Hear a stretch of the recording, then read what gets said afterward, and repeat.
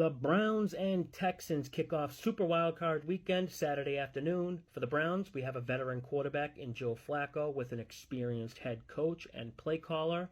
They're coming off what was basically a bye week, now going on the road where they just played a few weeks ago to face a rookie quarterback in C.J. Stroud, rookie head coach making their playoff debut.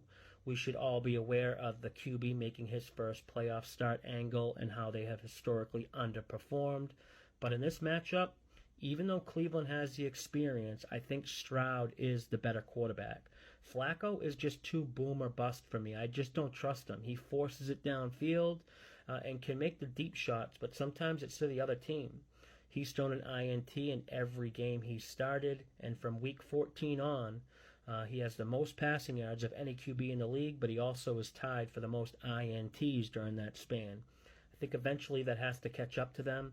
Cleveland has the most giveaways of any offense in the NFL with 37. That's 23 INTs and 14 fumbles. The Texans' offense has the fewest turnovers with only 14.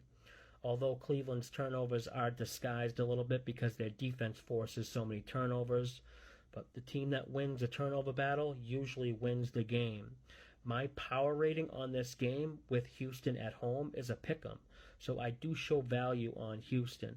Something that's not really being talked about a whole lot is the Browns are without both their starting tackles, Jedrick Wilson, Jack Conklin, and even the backup tackle DeJuan Jones, all lost to season-ending injuries and are on IR.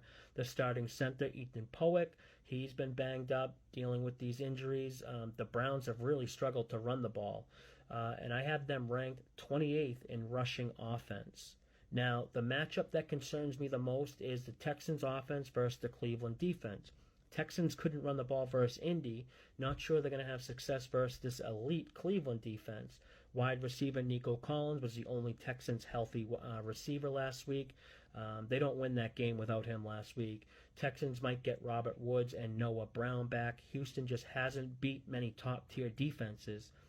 It's a 3-month stretch where all their wins have come against bottom 10 defenses. Houston and C.J. Stroud have had most of their passing game success from a clean pocket, but C.J. Stroud's numbers drop dramatically when facing pressure. Man, this is just such a tough game to pick. Browns got the rest last week, while Houston had to play do or die till the very end.